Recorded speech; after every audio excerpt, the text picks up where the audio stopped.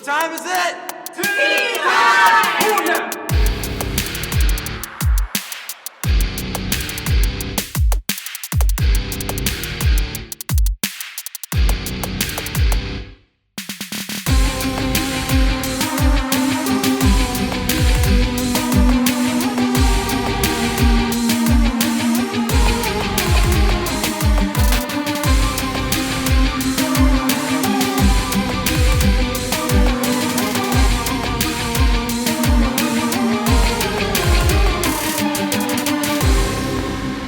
And welcome back, episode 26 of Tea Time with Trenton.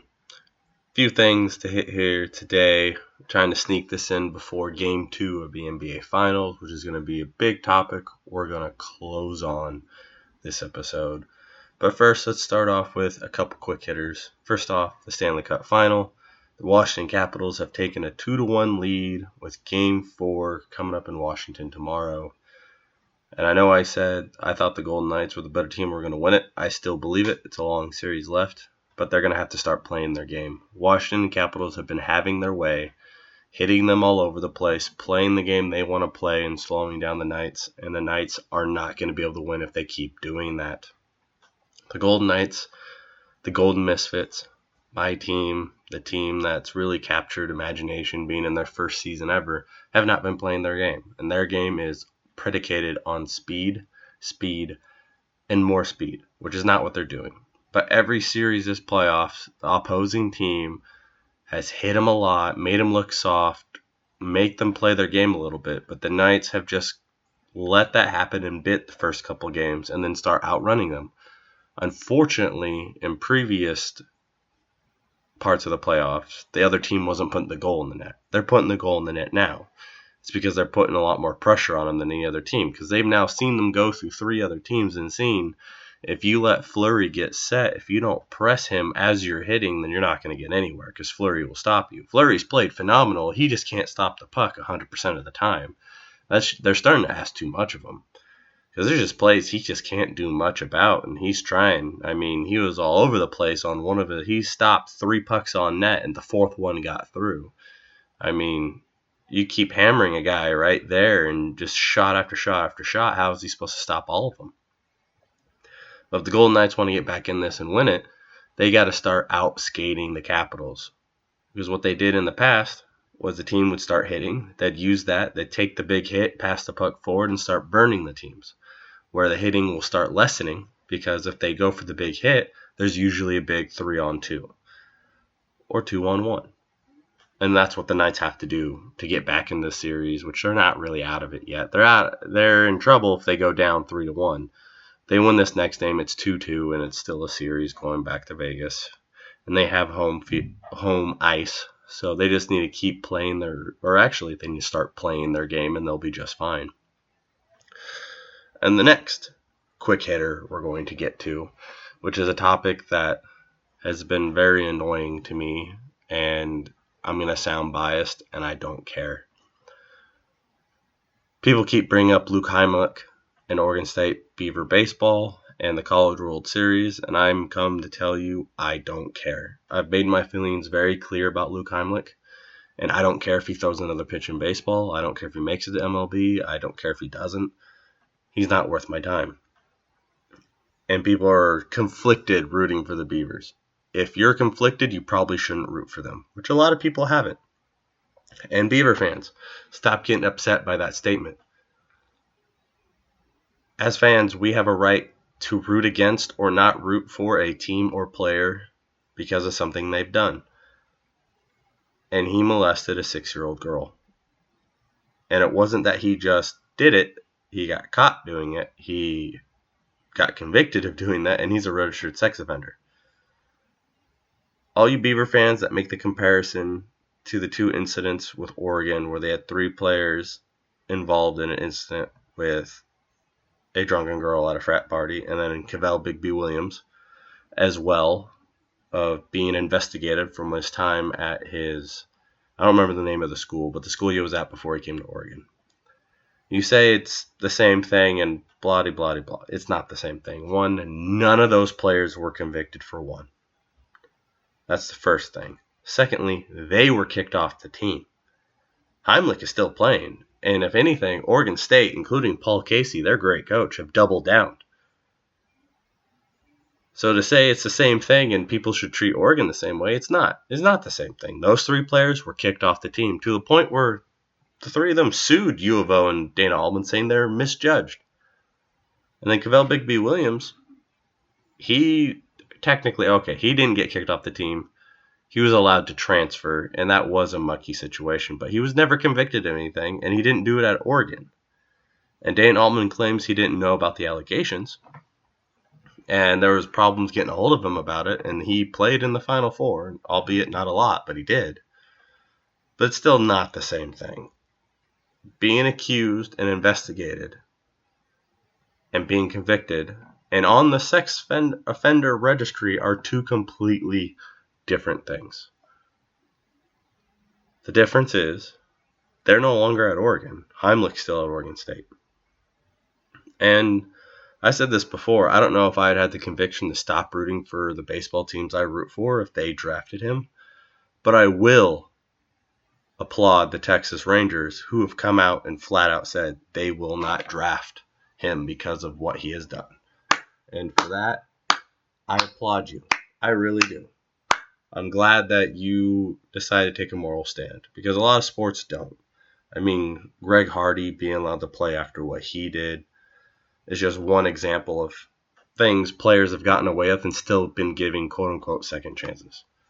And people will tell me Luke Heimlick paid his debt to his society, and he deserves a second chance. He didn't pay any debt. He molested a 6-year-old girl who has to live with that the rest of her life, and I could care less what that means for him. Call me one-sided. Call me unwilling to give people second chances. I don't have to give him shit. The fact he made a choice to molest a 6-year-old, and don't give me he was only 15. I knew right from wrong when I was 15 years old, just like all of you do now. His second chance is the fact he's not in jail, not being able to throw around a baseball. Before we move on to the NBA, which is going to be the highlight and most talked about part of this podcast, let me tell you a little bit about Auto Service Express. Tom Radican and his crew are the best in town. They're located off Mohawk Boulevard in Springfield, Oregon, and they do a great job taking care of your car needs. Whatever you need, they'll be able to handle it correctly and well. They'll be honest with you, they'll be upfront with you, and they'll tell you what needs to be done. They'll work with you, and all around you'll be completely satisfied walking away with your car running better than when it came in. Auto Service Express. They'll take care of you. Now we move on to the NBA. And NBA Finals, Game 1, went to the Warriors, like we all thought. Not in the way we thought, but it did go to the Warriors, Game 1. And I have some thoughts about it, but I'm going to save that because I still believe the Warriors are going to win this in either 4 or 5. I think I said 5 originally, but I still think they're going to win it in 4 or 5. And I have some ending conversation for that. But first, I want to get to this offseason and how things need to change in the NBA because, yes, we've seen the Cavs and we've seen the Warriors now 4 straight times, which is not great for the NBA. It needs to be a little bit more competitive. And, there's going to be a lot of movement. A lot of teams know they can't compete. A lot of teams know they don't have what it takes right now. But teams also saw the Rockets made it close. Boston made it close. Boston was able to have 7 games in the East Finals without their best 2 players. Houston was able to push the Warriors, losing Chris Paul for a couple of those games, one of their best players. So now there's kind of not necessarily a blueprint, but there's a thing of there are weaknesses. You can push them. You can beat them if you have a good enough team. So this offseason, I think, will actually be a lot crazier than people think.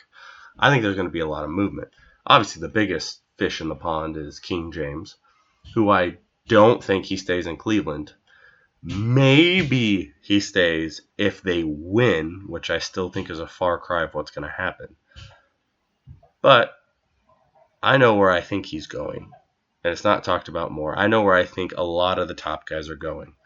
And believe it or not, because apparently I have too much time on my hands, I went through and use the NBA trade machine, look at salaries, look at who could retire, look at what contracts are up. I looked at all that nonsense because, like I said, apparently I have too much time on my hands and I get lunch breaks at work. But I have a prediction for where most everyone is going, at least the big names, and how teams are going to look going into next year. Now, some of these are going to sound a little crazy, and I'm not going to get into full details, but all I can tell you is the salaries do work out. The trades there are a possibility, and I believe they're realistic for teams to pull the trigger on. First big surprise I have for you is Blake Griffin. As you know, Detroit's trying to get rid of him because that contract's egregious, and they're no close to winning anything. But I think Blake Griffin gets traded to the Washington Wizards. Yes, the Wizards. The contract's worked out. It's going to be a 2-for-1 deal because they have contracts to get rid of too. And Detroit's just going to be happy with getting rid of them. But Markieff Morris and either Marcin Gortat or Jan Manihi, one of the two centers, because the other one will start, plus Markieff Morris, and probably a conditional first-rounder, or no first-rounder considering how big Blake Griffin's deal is what Detroit will take. And I think Blake Griffin will be teaming up with Bradley Beal and John Wall and Otto Porter Jr. in Washington to try and make their little super team to try and compete. Leave your defense at the door because those are all offensive players outside of John Wall. But the next guy I think will be on the move and going somewhere is DeAndre Jordan. I believe he's going to actually end up with the Blazers, which I know that's not the LeBron James rumor that we all want to believe. But it's going to be DeAndre Jordan to the Blazers. And it's going to be interesting because we're going to get him in a way that people won't expect. Like people say, well, there's trade possibilities. I think it's going to be a sign and trade because he's going to opt out of his deal. But which makes it different. Blazers don't have to give up anything to get him. It's more of the Clippers are going to have to take stuff to get something, which is how you clean up some of Portland's cap space. Yeah, DeAndre Jordan's going to take up a lot of it, and guys have to go.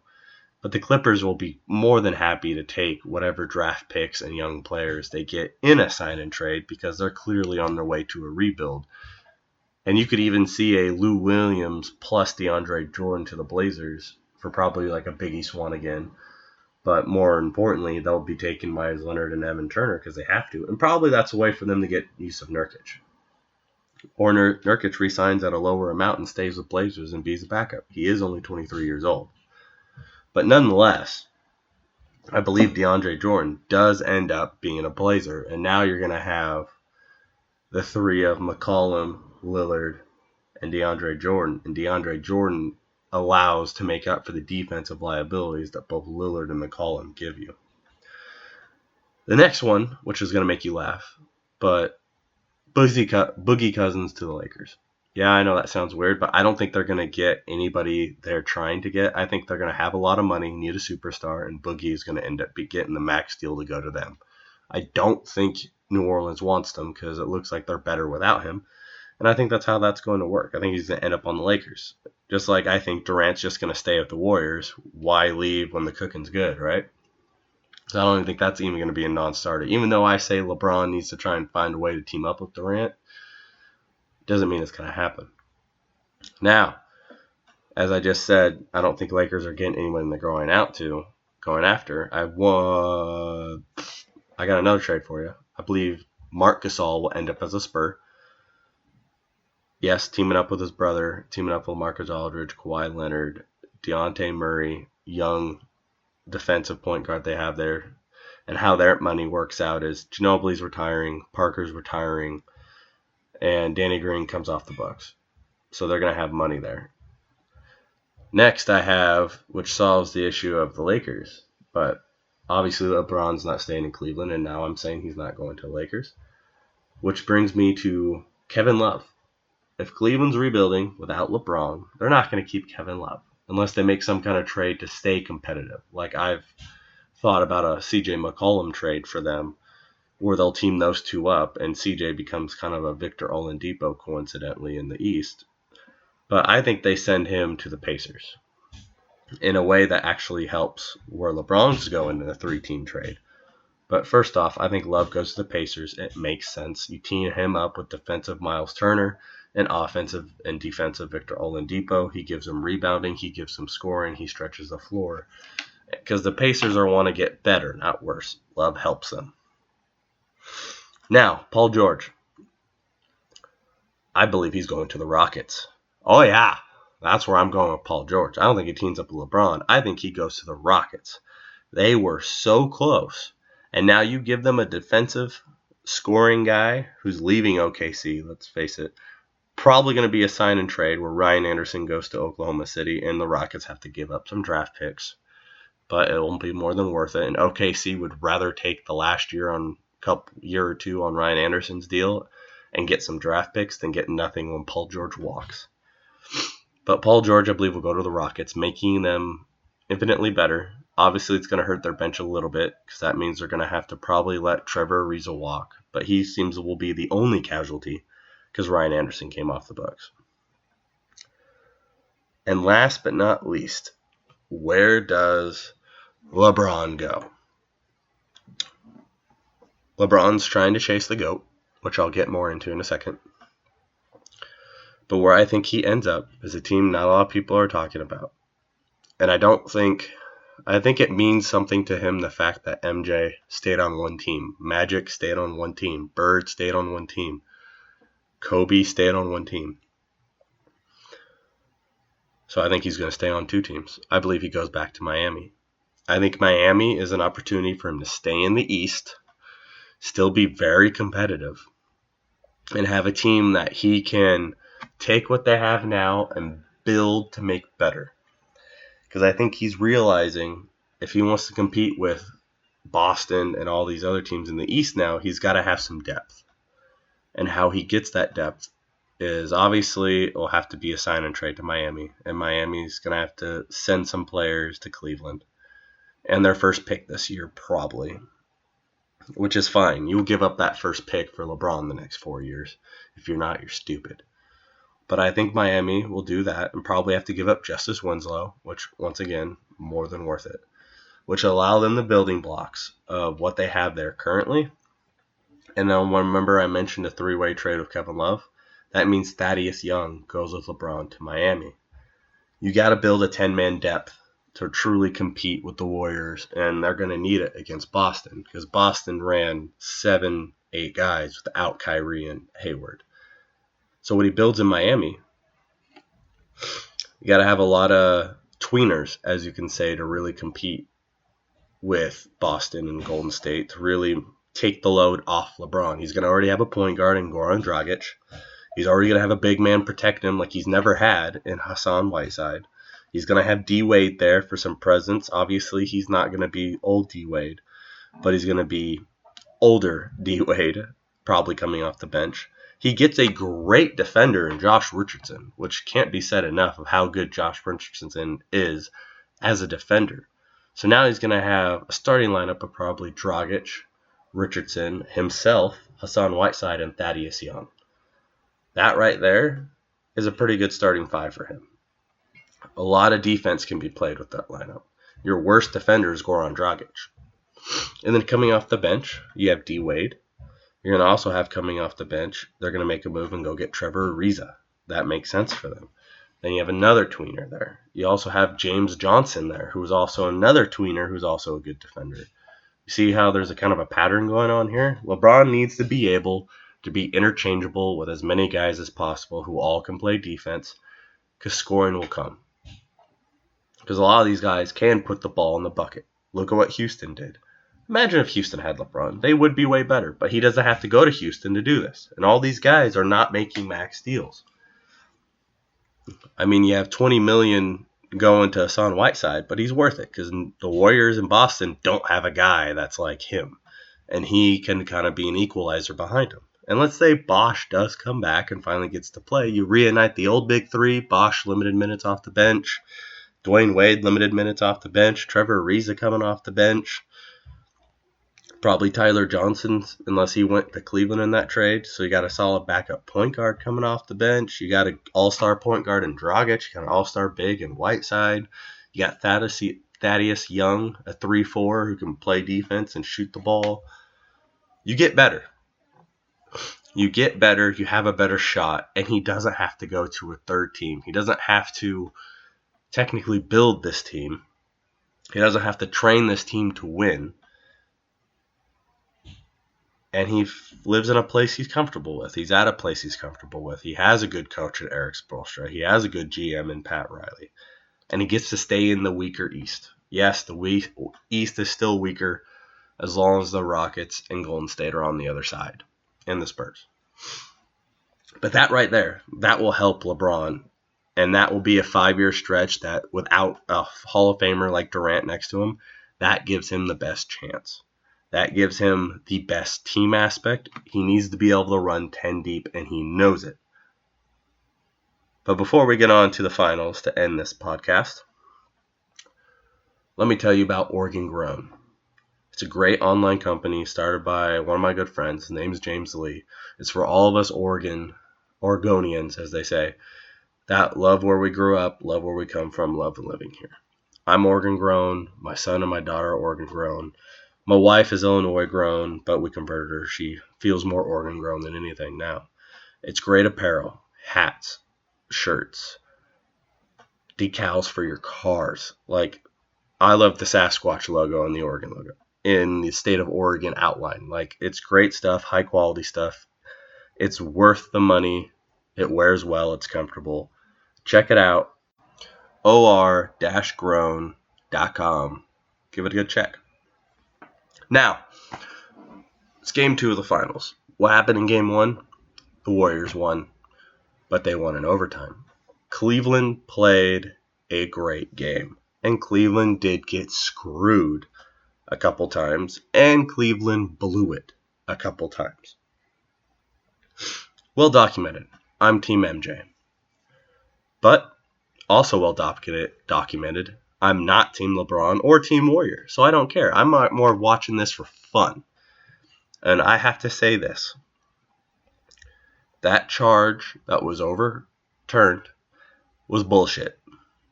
It was bullshit. Not because it wasn't a charge, because, don't get me wrong, letter of the law, Durant did not charge. LeBron was a hair too late. He wasn't fully set. Technically, they got the call right. I don't like the fact they got to review it to get the call right. It was called a charged. It was originally called both, and they talked it out, ruled charge, and then went to check to make sure his feet weren't in the restricted zone, and then they have a rule where you can change it. The problem I have is you could make an argument that it was a charge. I mean, because LeBron stopped moving by the time he got hit, but his feet weren't set. But you can also call charges for out of control, which Durant was a little bit.